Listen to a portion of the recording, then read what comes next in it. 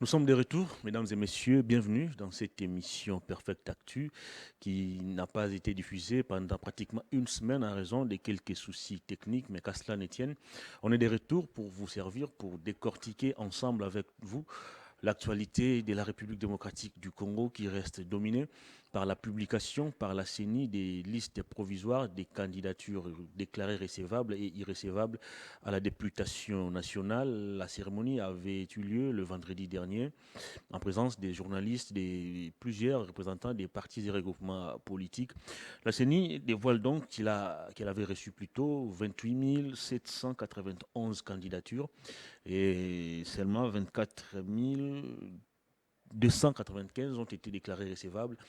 Et en tête des regroupements qui ont atteint le seuil, on retrouve l'AFDCA des Modestes Bahati Lukwebo, suivi du MLC de Jean-Pierre Bemba. L'UDPS Tshisekedi vient à la troisième position. Ensemble pour la République occupe la 10e place. Mais il y a aussi des regroupements qui n'ont pas réussi à atteindre le seuil, des partis politiques aussi, parmi lesquels FONUS de Joseph Olengankoi, mais aussi l'UDPS Tchibala de l'ancien Premier ministre Bruno Tchibala, qui menace d'ailleurs de saisir la justice contre la CENI. Il fait savoir que son parti politique n'a jamais aligné des candidatures. Alors comment expliquez-vous cette situation? On va tenter d'en parler au cours de cette émission. Le ministère public a requis 3 ans de prison ferme contre Jean-Marc Kaboun qui est poursuivi pour offense au chef de l'État, outrage au Parlement et au gouvernement, mais aussi propagation des faux bruits. C'est la plaidoirie en rapport avec ces procès a commencé. C'est lundi 14 août et la Cour de cassation promet de rendre son arrêt le 6 septembre prochain. On va aussi faire le point toujours dans les volets de la justice sur le cas Salomon Escadella, conseiller spécial de Moïse Katumbi, arrêté depuis le 30 mai dernier au niveau de l'aéroport international, incarcéré d'abord à la DEMIAP, puis transféré à la prison militaire d'Endolo. Aux dernières nouvelles, Salomon Escadella n'a plus les droits de recevoir des visites et certaines sources pénitentiaires laissent entendre que le spécial de Moïse Katumbi n'a plus sa santé. Est-ce qu'il faut craindre pour sa vie? On va tenter d'en parler au cours de cette émission. On ne va pas aussi oublier Mike Mukebai, dont la requête au niveau de la Cour constitutionnelle s'est fait encore attendre plus de 2 mois déjà, alors que Godin Pouy qui a déposé ou qui a introduit sa requête quelques semaines après Mukebai a déjà eu sa réponse. Pourquoi cette injustice? Pourquoi cette justice à géométrie variable? On va en parler avec un homme de droit sur ces plateaux. Il est initiateur du parti politique Pour l'amour du Congo. Il évolue au sein de la coalition La Mouka. Il est proche donc de Martin Fayulu. Jonathan Belé, bienvenue. Merci, cher Hervé Thomas, de l'invitation. Permets-moi d'utiliser les ondes de la chaîne de télévision Perfect TV pour saluer tous nos compatriotes congolais qui nous suivent partout à travers la République et même ceux qui auront l'amabilité de nous suivre en dehors du pays, bien évidemment à travers le média en ligne Peter Cheney RDC et même les différentes plateformes des réseaux sociaux. Je me dois également d'encourager et de féliciter les hommes au front. Les hommes au front, là je vois les militaires et policiers de mon pays, pour qui seul le vœu de défendre l'intégrité territoriale prime avant leurs intérêts personnels, et aussi ceux qui ont juré, de par la volonté du constituant que nous sommes, de nous défendre, nous et nos biens. Je me permets également de féliciter ou encourager tous ces compatriotes congolais qui donnent de leur temps pour défendre la patrie. Là, je vois les acteurs politiques de l'opposition et de la résistance, mais je n'aimais pas dans le lot de l'opposition le monsieur qui cherche les parrainages au Rwanda, parce que lui n'est pas un opposant, c'est un opportuniste. De qui parlez-vous? Mais il y a un monsieur qui s'est fait passer depuis un moment comme opposant, simplement parce qu'il a beaucoup de cheveux et qu'il a des entrées à la centrale. Tous nous savons que depuis, il y a peu, M. Kariga a dit que c'est ce jeune homme-là qui est venu vers lui pour chercher le parrainage. Donc, ce monsieur n'est pas comptabilisé dans le lot des opposants, déjà parce que il est moins réfléchi dans ses réflexions. Pourtant, il s'impose aujourd'hui au niveau de l'opposition. Mais, mais- Vous n'avez qu'à voir la tenue de ces meetings. mais déjà, il faut dire, la tenue de ces meetings à la solde de 2 000 à 3 000 francs, la tenue de ces meetings sans avoir des Il autorisations. y a un monde fou chaque fois qu'il fait appel à ses militants, Mais ses déjà, partisans. déjà, il faut dire, lorsqu'on a pour Rwanda un parrain, on a de quoi s'enorgueillir. J'ai dit non. Parce que vous êtes sous la mamelle de celui qui pille et tue nos frères. Même ces compatriotes congolais qui répondent massivement à ces meetings, n'ont-ils pas honte d'aller vers un enfant qui a pour parrain le Rwanda? Donc moi, je pense que du point de vue moral, du point de vue intellect, ces messieurs ne reflètent pas l'élan d'un opposant beaucoup plus réfléchi. Parce que s'il faut poser des questions sur des propositions pour différentes questions d'actualité, vous aurez difficile à trouver ces propositions. Mais lorsque l'on va... Pourtant, il venait de formuler cette proposition pour obtenir la rupture avec le passé, avec cette gestion qui a toujours caractérisé notre pays. Pour des émissions beaucoup plus élaborées, je vais vous prouver de bout en comble que ces projets-là... On ne va pas faire de la fixation sur non, lui. Non, j'arrive. Ces projets-là est du copier-coller non seulement du programme de campagne de la refondation de l'État, et même c'est proposé récemment par le premier Matata Pogno. Parce que moi, je l'ai dit toujours, ce jeune homme-là, dans le lot des opposants, il n'est pas un opportuniste, oui, un chansard, comme on appelle à Kinshasa, oui. Sa notoriété, il s'impose petit à petit, Jonathan. Il a la notoriété forgée sur pied de quoi? Sur pied de l'inconstance politique ou sur pied d'un vagabondage aux allures d'une prostitution politique? On va parler actualité, s'il vous plaît, si vous le permettez, bien évidemment. Hein. Je devais saluer aussi les médecins de mon pays qui sont là pour sauver des vies. Il faut saluer aussi les fonctionnaires qui n'ont pas encore touché leur salaire de juillet. Nous sommes déjà les 14. C'est la moitié du mois d'août pratiquement. Mais ils ne sont toujours pas servis. Déjà, je l'ai dit plusieurs fois. Dans la gouvernance de M. Tshisekedi, il ne faut rien attendre. M. Tshisekedi n'a pas les soucis de fonctionnaires. M. Tshisekedi n'a pas les soucis de bien-être de sa population. Je comprends mal que l'on puisse être décidé à fêter, et pour ne pas dire être décidé à boire, mais oublier que son peuple n'a pas réussi sa solde à la fin du mois. Ça me dérange, moi. Un gouvernant sérieux ne serait pas à ces histoires qu'on a appelées francophonie, parce que sa population devait avoir sa solde. Lorsque vous n'êtes pas déjà en mesure de payer correctement et à temps vos fonctionnaires, mais pourtant, vous trouvez bon à aller sous les coups des projecteurs, vous afficher alors que votre population peine à avoir sa solde. Moi, je pense que c'est de l'insouciance de la part de la gouvernance. Et avec M. Tshisekedi, il ne faut rien attendre. On va parler actualité. Mike Moukebaï, député provincial, élu de Lingwala, d'abord arrêté dans des conditions assez bizarres. Il a été cueilli comme un malfrat devant son domicile, conduit au cachot du casier judiciaire, transféré par après au niveau du parquet, et puis il est jeté en prison des Makala. Il a introduit une requête au niveau de la Cour constitutionnelle en rapport avec comment on appelle ça encore, l'inconstitutionnalité, je pense, soulevée par sa défense. Mais depuis lors, il faut rappeler ici qu'il a introduit cette requête le 1er juin et nous sommes aujourd'hui le 14 août. Il n'a toujours pas obtenu des réponses de la part de la Cour constitutionnelle. Alors qu'après lui, plusieurs semaines d'ailleurs après lui, Godin Pouy, président de l'Assemblée provinciale qui a été déchu, a introduit aussi une requête au niveau de la même Cour et de manière expéditive, il a obtenu sa réponse. Comment expliquez-vous à ces jours cette injustice qu'est subie l'élu de la commune de Lingwala? Vous savez, je l'ai toujours dit, et je me permets là d'encourager un homme. Lui, c'est l'honorable Moukebaï Kosoïd Michel, parce que, effectivement, aujourd'hui, nous constatons que l'honorable Moukebaï est le prisonnier privé et personnel du citoyen Antoine. Pourquoi je l'ai dit? Seulement pour l'honorable Moukebaï Kosoïd Michel, tous les textes existentiels en matière de procédure ont été violés. Seulement pour Moukebaï. Et même la Constitution, qui est la loi mère de notre pays, n'a pas été respectée pour l'honorable Moukebaï. Je vais vous donner des cas. La Constitution est claire. Même pendant l'état de siège, les droits de la défense doivent être garantis. Absolument. Et la Constitution va encore plus loin. La personne arrêtée doit immédiatement être informée de mobile de son arrestation et y être entendue.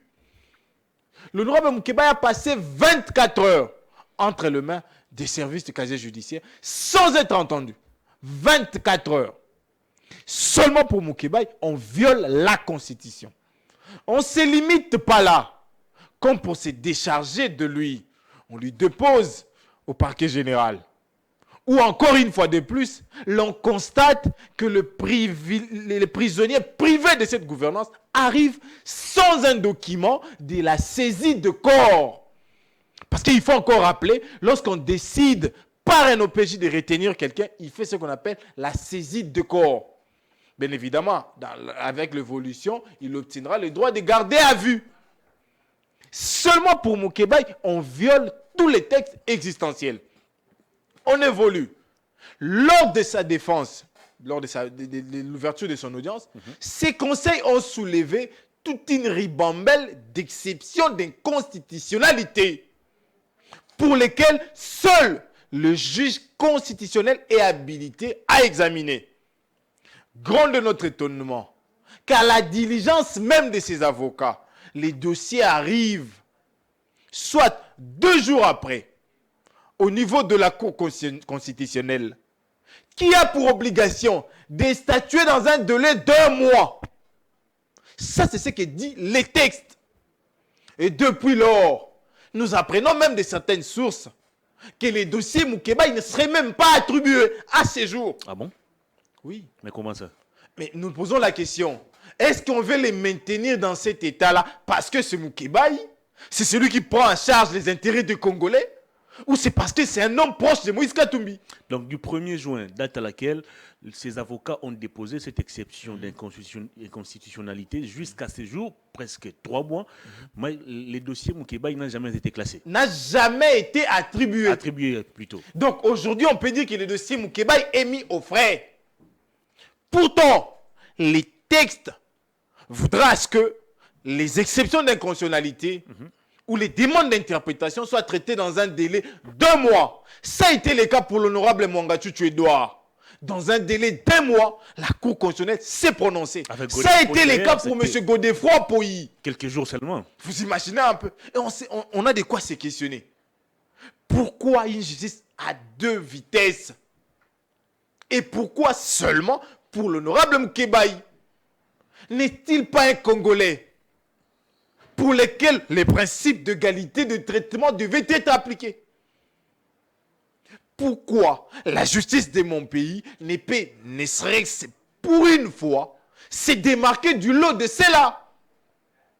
Pour plus de 3 mois presque, on a difficile à statuer sur les cas d'un élu du peuple. Et qu'en restera-t-il pour la population lambda? Pour le paisible citoyen congolais bénéficiaire d'aucune immunité? Nous nous questionnons. La famille Moukébaï se questionne. Ses avocats se questionnent. Ses électeurs se questionnent. Et même les textes de loi se questionnent aussi. C'est pourquoi on doit nous violer seulement pour lui. Seulement pour lui. Parce qu'il est le chouchou de Kinoa, par exemple. Ou parce qu'il est proche de Moïse Katumbi. Parce que désormais, la traque au pro-Katumbi est lancée. Je pense qu'il serait mieux pour la justice de mon pays. Il faut encore dire, là nous parlons de la plus grande des instances de mon pays. La Cour constitutionnelle, qui du reste est le juge pénal du président et du Premier ministre. Pourquoi ne pas utiliser ce que vous avez devant vous, notamment les textes, dans un délai d'1 mois? C'est ce que recommandent les textes. Mais si les textes en vigueur ne sont-ils plus d'application, nous devons nous questionner. On applique quoi? Est-ce la volonté et les dictats de personnes ou les écrits tels qu'ils transcendent dans nos textes? Si c'est les dictats, nous devons dire qu'en réalité, Moukébaï est le prisonnier de M. Tshisekedi. Le jour où M. Tshisekedi... Le président lui-même qui se plaint que la justice n'aide pas la RDC à évoluer. Le président qui constate d'ailleurs avec amertume que est-ce qu'on peut comptabiliser avec n'a pas réussi à donner une autre image à son mandat. Mais c'est parce qu'il n'en a pas été en mesure. C'est lui qu'on appelle, de par la Constitution, les magistrats suprêmes. Absolument. Il préside le Conseil de ministres, qui est parmi les organes délibératifs du gouvernement. Depuis l'arrestation de Honorable Moukébaï, plusieurs réunions du Conseil des ministres sont tenues où il était présent. Combien de fois ils ont tablé sur la question de la justice lors de ces conseils? Parce que lorsqu'il estimait qu'il était au regret de constater que la justice n'est pas en mesure de lui plaire, il devait en ces moments-là mettre en place des politiques publiques, en même de répondre à ces questionnements, en même de les satisfaire. Si la plus haute juridiction du pays ne sait pas donner une image positive de la justice, mais à qui les Congolais doivent se confier en cas de problème? Vous savez, en RDC, je vais les dire, en tout cas ceux qui vont être lésés, ils en auront quand même à m'en excuser. Au Congo, aujourd'hui, il n'y a pas une juridiction de l'appareil judiciaire qui peut estimer confiance. Je vais vous donner des cas types, des cas qui sont beaucoup plus légers. Eliane vous dit que lorsque l'on est venu chez moi, on m'a arrêté, on a pris mes biens. Qui de ceux qui ont arrêté Eliane sont aujourd'hui devant la justice? Zéro. Un magistrat du tribunal de grande instance, arrêté comme un vaurien ici, habit déchiré par les agents de service du parquet. Qui de ces gens-là sont aujourd'hui devant la justice? Zéro. Vous comprenez qu'il y a un souci. Les soucis, c'est les soucis des bienfaits. Mais nous allons encore revenir. Vous avez mis ça parmi les thématiques. Le dossier Kaboun, où il y a encore à dire là-dessus. On va en parler. Donc moi, je pense qu'aujourd'hui, c'est vraiment la main au cœur. Parce que je l'ai dit, je l'ai redit encore. Même lorsque les dictats arrivent, les juges, les magistrats de mon pays, de par les textes, ne sont soumis qu'à l'autorité de la loi. Et la loi est claire quant à ce. Lorsqu'une requête arrive, vous disposez d'un délai d'un mois pour statuer et donner une suite. Si après 2 mois, on ne sait pas avoir des suites, si après plus de 2 mois, on ne sait pas avoir des suites, on s'inquiète de ce que réellement serait le sort de cet arrêt-là. Bref, l'honorable Mike Moukéba, il restera en prison jusqu'à ce que la Cour puisse se prononcer. Mais c'est logique, parce que nous l'avons dit. Et pendant ce temps, pratiquement, il ignore aussi les motifs pour lesquels il est en prison. Mais c'est là même le mobile qui a conduit à ce que son avocat puisse écrire à la Cour. Parce que les questionnements taraudent l'esprit, notamment de l'honorable Moukébaï. Pourquoi moi, plus de 2 semaines après l'introduction de ma requête, M. Godefroy formule une requête et vous les répondez avant moi? Est-ce qu'il est super congolais que moi? Ou simplement parce qu'il est de l'union sacrée? Voilà pourquoi sa requête est traitée en mot d'urgence et de manière privilégiée.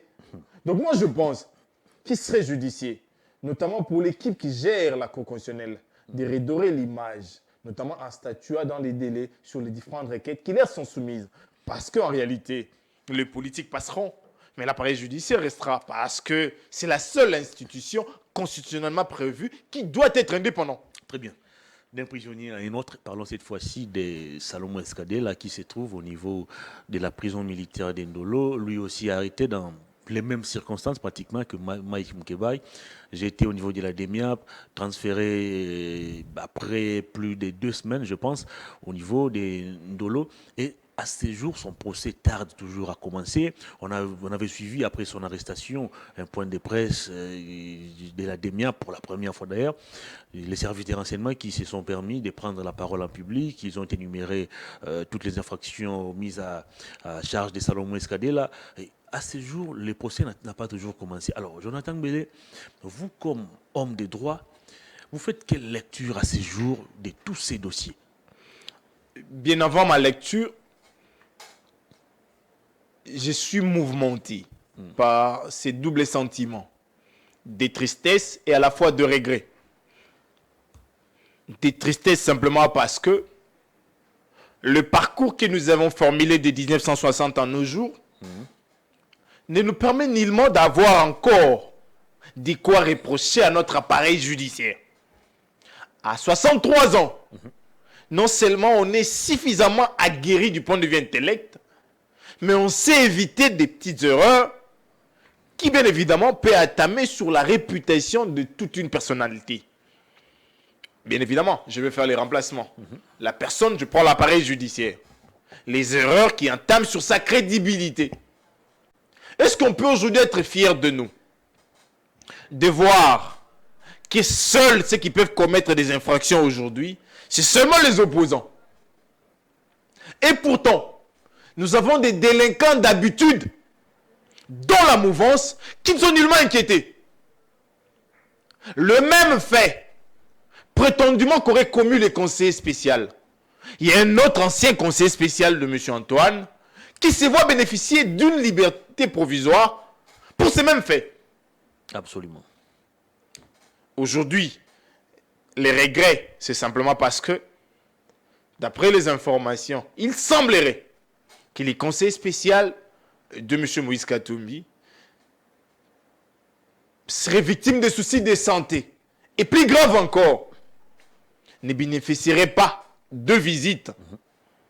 Je l'ai toujours dit, l'on ne prive à une personne qui ses libertés de mouvement. Mais l'on ne prive pas à une personne ses droits de visite. Pourquoi? Parce que ces visites-là auront pour objet de consoler et de remonter les personnes qui sont au trou, comme on a l'habitude de le dire.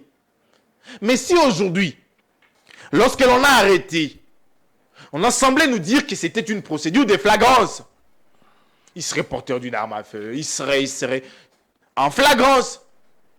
Qu'est-ce qui fait que la flagrance disparaît du coup et l'on ne sait même pas voir les débuts d'un procès? Et dans l'entretemps, personne ne se questionne sur l'état ou les conditions de sa détention. Est-ce que sa détention est encore régulière? Quels sont les actes qui prorogent sa détention? C'est là toutes les problématiques. Mais aujourd'hui, je ne le souhaite pas. Qui gagnerait? Le responsable de l'arrestation du conseiller Salomon, si aujourd'hui il n'est pas en vie, il gagnerait quoi?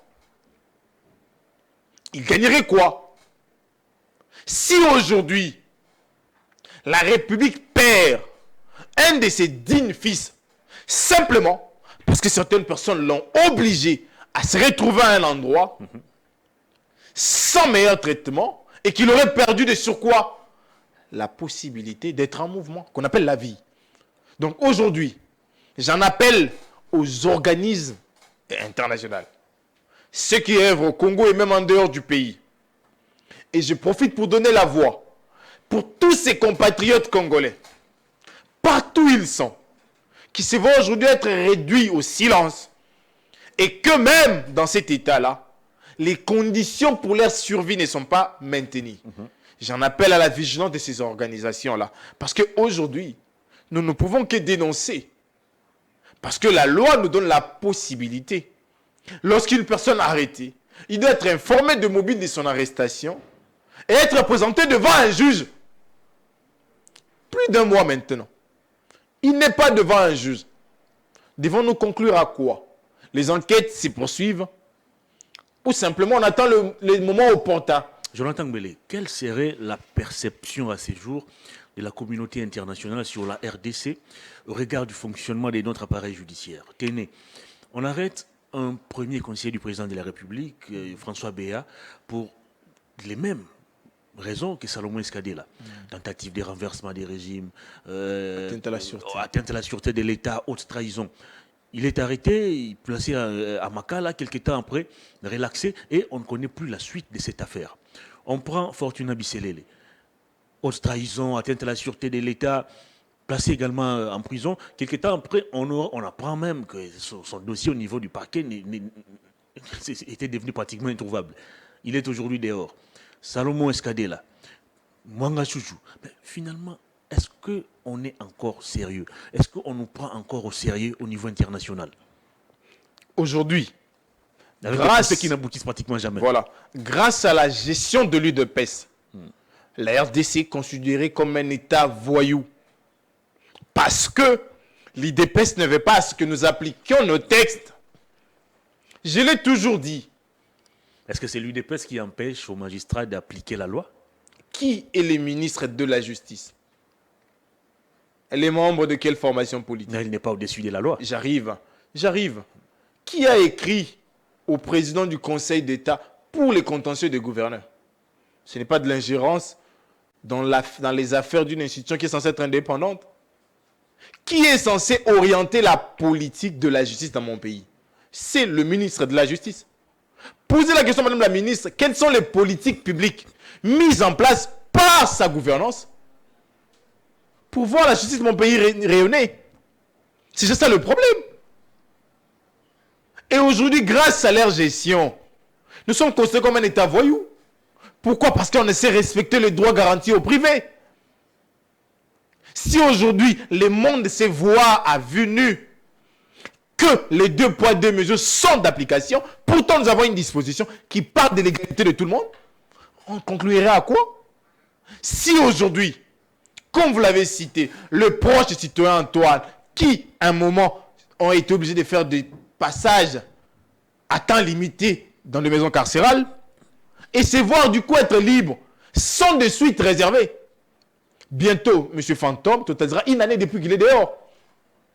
Qu'en est-il de tous ces complices qui traînent au travers de prisons de la République? Et lorsque l'on revient sur les dossiers Fortuna, qu'en est-il de faits qui lui ont été reprochés? On n'en parle plus. Mais pourquoi ces compatriotes-là ont eu la grâce d'avoir ces décisions de libération provisoire, mais que d'autres en souffrent?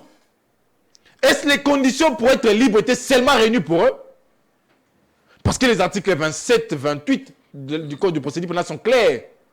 N'avons pas une identité douteuse. Qui ne connaît pas l'identité de Salomon Skadela, de Moukeba Ikosso? Qui ne connaît pas cette identité-là? C'est connu, Moukeba Ikosso, Hugues Michel, député à Lingwala. Ne pas avoir des adresses qui sont introuvables. Moukeba est sur Moukama ici. Salomon Skadela est à ma campagne, c'est connu. Pourquoi ces compatriotes congolais-là ne sont pas bénéficiaires de ces mesures, mais pourtant d'autres, presque pour les mêmes faits, sont dehors? Donc aujourd'hui, grâce à l'UDPS, nous avons très mal vendu notre justice. Nous avons très mal. Déjà lorsque, au Parlement, pour une fois, pendant le discours d'État de la Nation, il a émis des critiques contre l'appareil judiciaire. Et lorsqu'il vient dans sa causerie morale, avec sa porte-parole, il revient encore. Mais de tous ces faits-là, quelles sont les solutions à apporter? Quelles sont les politiques publiques mises en place? Est-ce qu'aujourd'hui je peux être fier de mon appareil judiciaire? Je dis non. Plusieurs compatriotes congolais croupissent à Makala et à Ndolo sans être jugés. Plusieurs compatriotes congolais sont là, devraient en réalité être bénéficiaires de grâces présidentielles, mais ils ne l'ont pas. Pourquoi? C'est pas parce que certaines personnes devaient décider. Certaines personnes devaient mettre un mot. Et ces personnes-là oublient qu'on juge nos semblables comme ils écrivent partout. Et que tour après tour, chacun répondra. Jonathan Ngwele, avoir tous ces dossiers, ça donne l'impression comme si notre appareil judiciaire arrête les gens sans toutefois réunir les infractions pour lesquelles ces personnes sont arrêtées. Alors, répondez-moi à cette question. À quel moment on doit arrêter une personne? Est-ce que avant de réunir les infractions ou après avoir réuni les infractions? Vous savez, à quel déjà, moment on doit décider d'arrêter quelqu'un? Déjà, pour mettre la main sur quelqu'un, de par ce que j'ai appris moi à l'université et ce que j'ai appris en lisant, il faudrait que la personne commette de faits qui sont en manquement avec les textes existentiels. Les textes vous disent, par exemple, que vous devez respecter le bien des autres.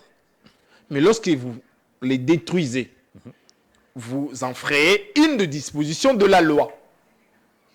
C'est seulement lorsque ces faits-là, constitutifs de manquement, qui violeraient des dispositions, on est en mesure de mettre la main sur quelqu'un. Mais pour mettre encore la main sur quelqu'un, il faudrait qu'il y ait certaines conditions qui soient en même d'être réunies. Notamment, la crainte de la fuite. Est-ce que Moukébaï pouvait fuir Kinshasa? Est-ce que Moukébaï pouvait vraiment fuir Kinshasa et abandonner un mandat? Est-ce que Salomon devait fuir Kinshasa alors qu'il est le plus proche collaborateur d'un candidat président de la République? Les indices sérieux de culpabilité. Quels sont ces indices? pour lesquels on va confirmer et mettre en détention quelqu'un. Ce sont là les faits ou les moyens qui concourent à la mise en détention d'une personne. Est-ce que pour les cas Salomon, tous ces moyens ont été réunis? Je On note a très- parlé d'une détention d'armes, on est allé perquisitionner chez lui, et puis on ne connaît plus rien. Mais déjà, il faut dire que ces conditions ne sont pas cumulatives. C'est déjà ça le problème. L'identité est connue, son adresse est connue, la crainte de foot n'est pas là. Très bien. Parce qu'il a un passeport congolais sur qui il entre des villes, Kinshasa et Lubumbashi. C'est juste ça la réalité. Mais on comprend que la volonté n'était pas d'effectivement mettre la main sur quelqu'un, mais de le réduire au silence. Moi, je le prends comme ça, c'est mon opinion. Mais je pense également que nous avons tout fait pour finalement voir les niveaux très bas de la maîtrise de l'organisation de l'appareil étatique de la part de cette gouvernance qui ne maîtrise pas l'organisation et les fonctionnements de l'appareil étatique. Parce que il ne suffit pas de dénoncer, il ne suffit pas de condamner comme gouvernant, mais il faut poser des actes pour lesquels des directives sont données. Donc le dossier Salomon finira aussi peut-être comme celui des Bisselele ou des François Béa. Non, c'est déjà difficile que le dossier Salomon finisse comme ça. Pourquoi?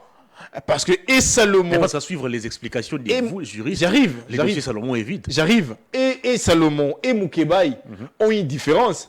C'est qu'ils sont proches collaborateurs d'un candidat éligible à la présidentielle. La justice n'est pas politisée. Mais la justice contre les opposants aujourd'hui est taillée sur mesure. Lorsqu'on arrête un proche de Martin Fayoul, c'est pour l'affaiblir. Lorsqu'on arrête un proche de Moïse Katoumi, c'est pour l'affaiblir. Lorsqu'on arrête un proche de Sesanga, c'est pour l'affaiblir.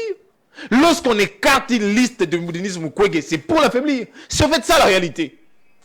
Les opposants aujourd'hui sont traqués en fonction de leur mentorship. Si vous êtes derrière les sous-traités rwandais là, on ne va pas vous arrêter.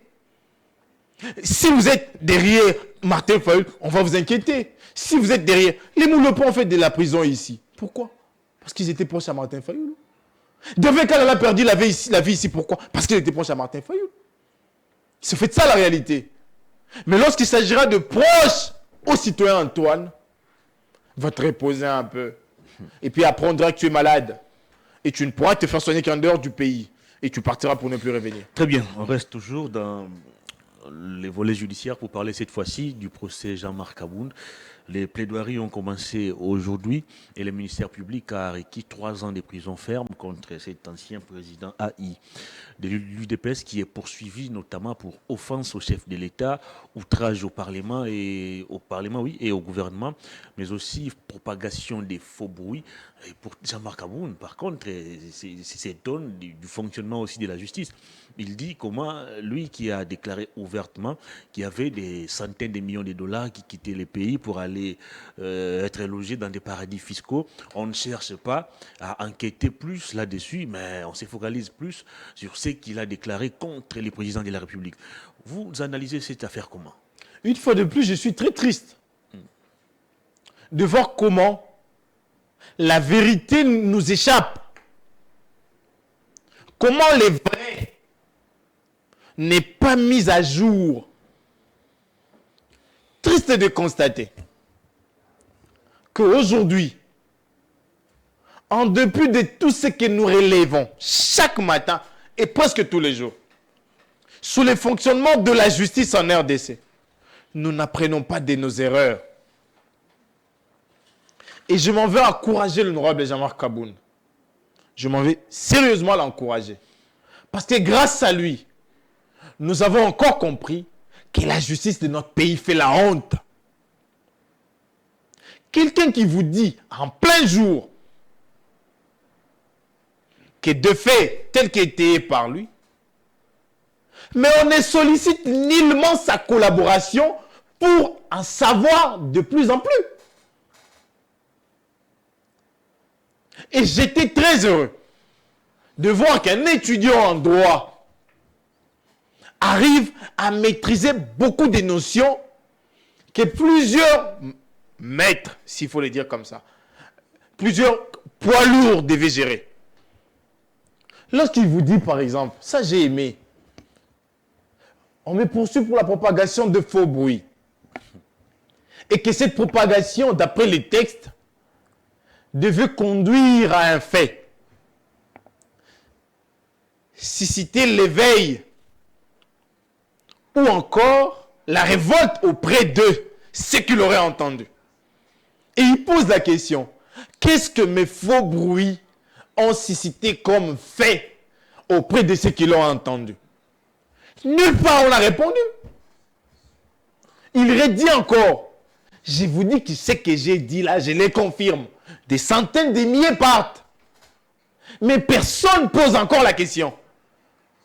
De M. Kaboun, peux-tu nous aider à savoir ça part par quel aérogare et qui en est l'expéditeur?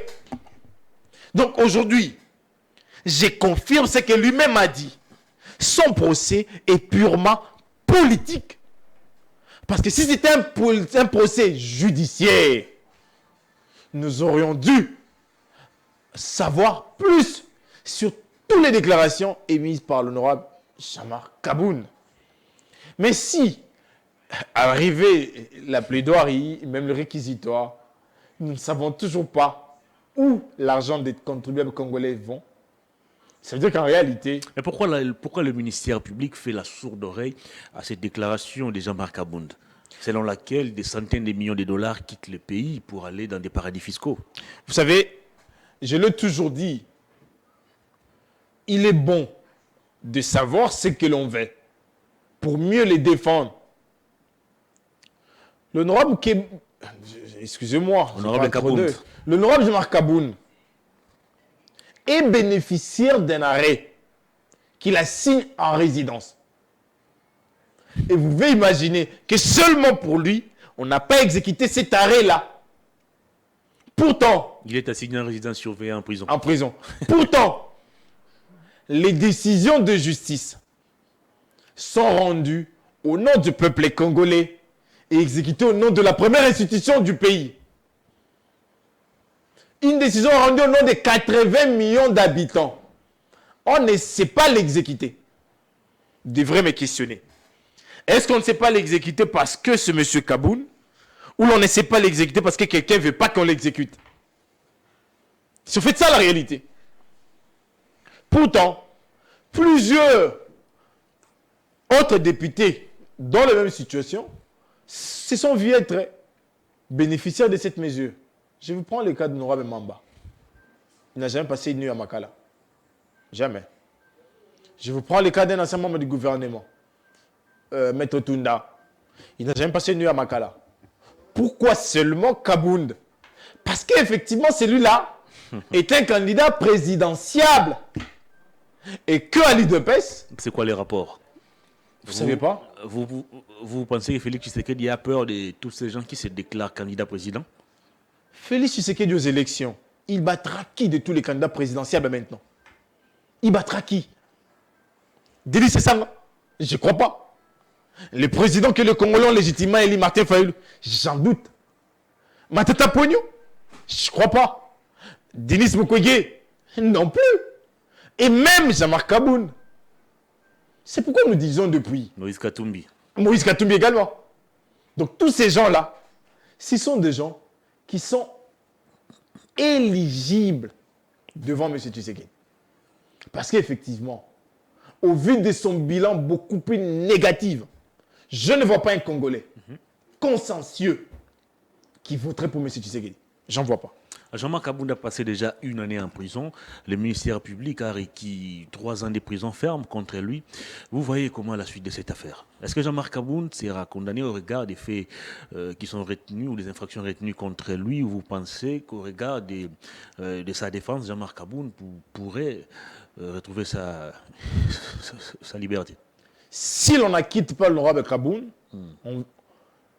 je serai en mesure, moi, de confirmer que l'honorable Kaboun est le prisonnier politique de M. Tshisekedi. C'est un discours toujours développé par l'opposition. Pourquoi je l'ai dit? Parce qu'au vu de ce que j'ai suivi de son instruction, nulle part, il a été effectivement prouvé qu'il serait auteur de faits pour lesquels on le poursuit. Nulle part. C'est ma compréhension, c'est ma lecture.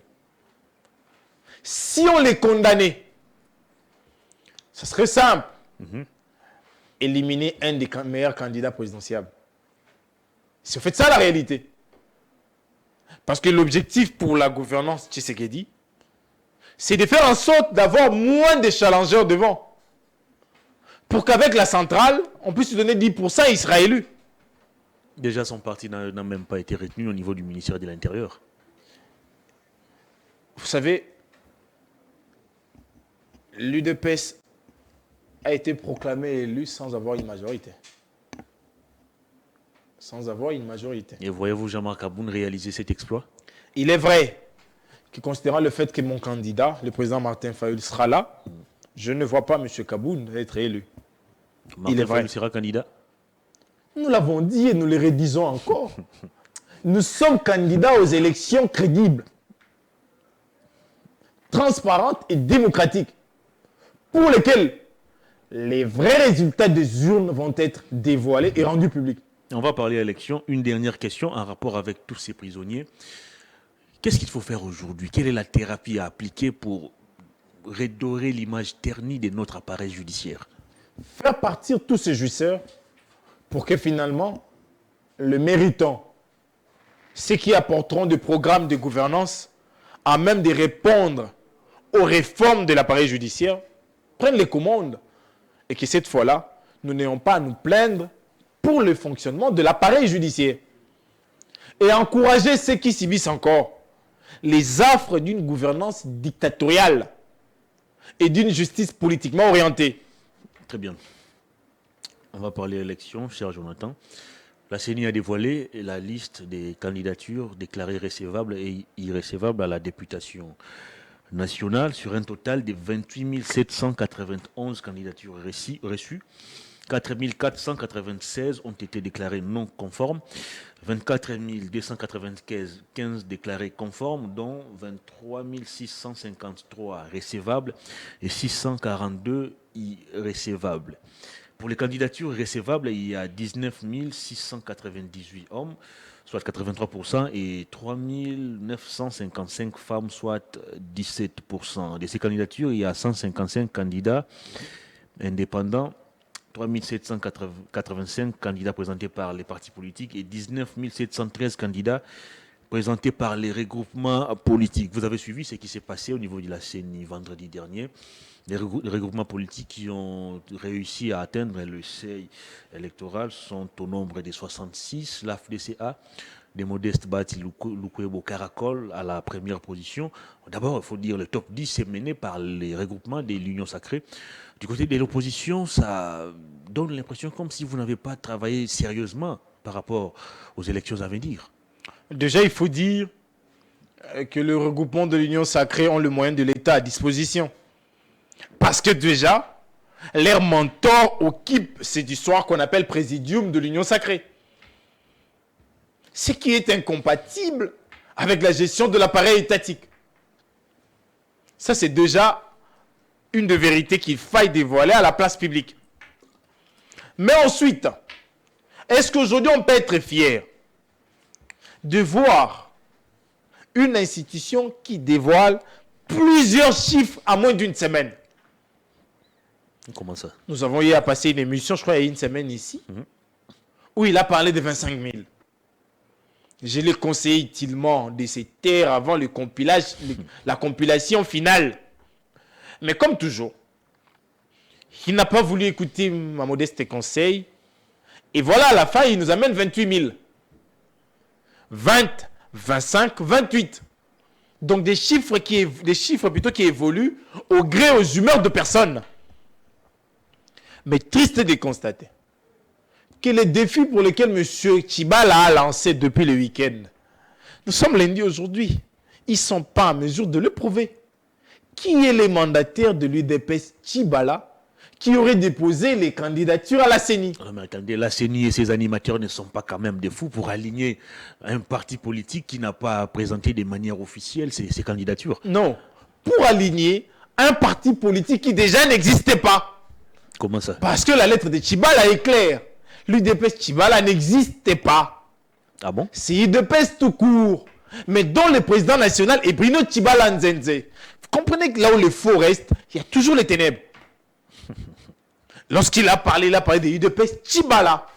Déjà dans la liste des partis existants, il n'y a pas un parti au nom de UDPS Tchibala. Ouais, ça c'est vrai. C'est déjà un problème. Voilà pourquoi nous avons dit que ces messieurs ne donnera pas la vérité des urnes. Plus encore, on vous dit qu'il faille que nous acceptions que 66 sont déposés. Nous sommes d'accord que ce soit 66 qui déposent. Mais est-ce que ces chiffres-là, Les 66 ont réussi à atteindre le seuil. ouais, 55 ont été écartés, je pense. voilà. Est-ce qu'en réalité, ces 66-là ont effectivement atteint les seuils ou on nous a produit simplement des chiffres qui ne sont pas prouvables? Parce que c'est la même personne qui nous a parlé de 20 000, 25 000, il parle de 28 000. La compilation on- n'avait pas encore pris fin. Est-ce que maintenant la compilation a pris fin? Ah mais oui.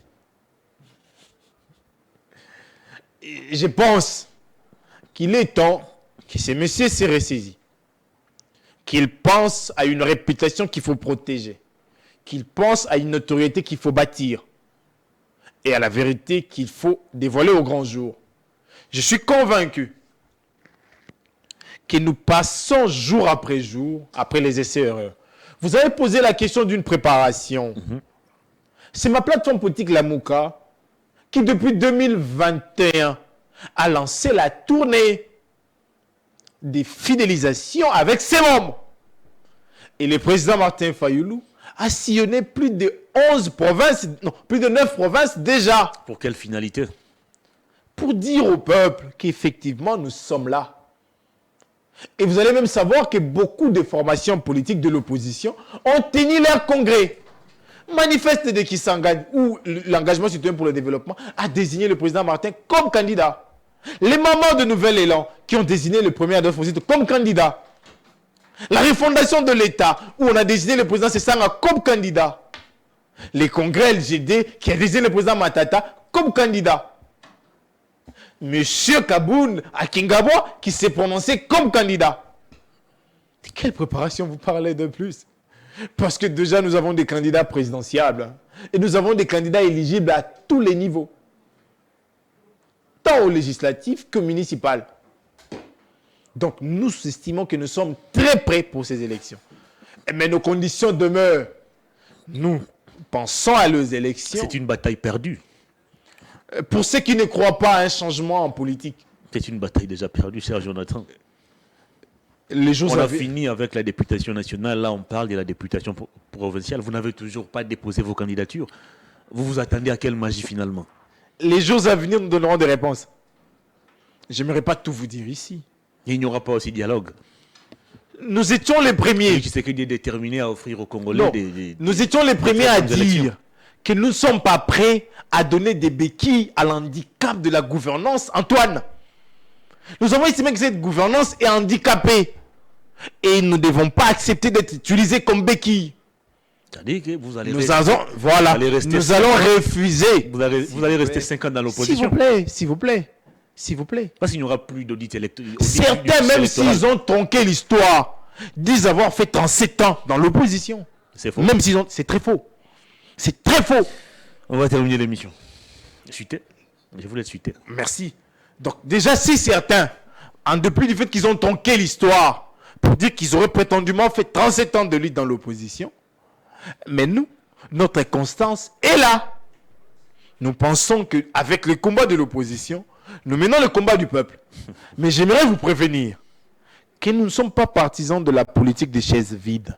C'est pas ça, nous. Votre combat n'est pas réaliste. Elle devait Il être n'y aura réaliste. plus audit du fichier électoral. La CENI a été claire.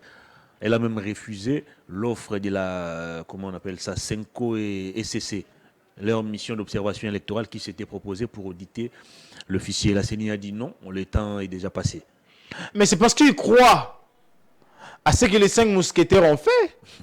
Mais nous pensons Concluez. que les 5 mousquetaires ont tronqué la vérité. Très bien. Voilà pourquoi je pense que le peuple congolais devait être préparé. Préparé à décidément décider de son avenir. De son avenir parce que c'est de cela que dépend sa survie. J'ai dit. Très bien. Jonathan Gbele, merci de votre disponibilité. Merci à vous également pour l'invitation surtout. Et bon reprise, hein, parce que la technique vous a dérangé la semaine passée. Ouais. Et mes encouragements à toute la famille Perfect Télévision, en commençant par votre promoteur, les DG, et ainsi que toute l'équipe. Il y a des retours. Je sais que M. Bossembe ne vous laissera pas, ça je sais, parce qu'il a pris l'option de faire une fixation sur les chaînes de l'opposition, notamment Perfect TV et CML 13. Mais nous aimerions lui dire que les offres ou les fonctions qui sont données par ordonnance, c'est perd par ordonnance. Mais les fonctions qui sont données par le peuple, c'est perd difficilement. Très bien. Cette émission est terminée. Mesdames et messieurs, retenez la nouvelle grille des programmes. Désormais, Perfect Actu sera diffusé, comme toujours, à 17h juste, mais c'est 3 fois par semaine. Lundi, mercredi et vendredi, ici sur Perfect Télévision, 17h juste, les directs. Et la rediffusion à 23h15. Entre-temps, Nyota Télévision va aussi nous prendre en relais. Donc, on se retrouve mercredi pour un nouveau numéro de Perfect Actu. Grand merci à toute l'équipe technique. Grand merci aussi à vous, fidèles téléspectateurs et internautes. Au revoir.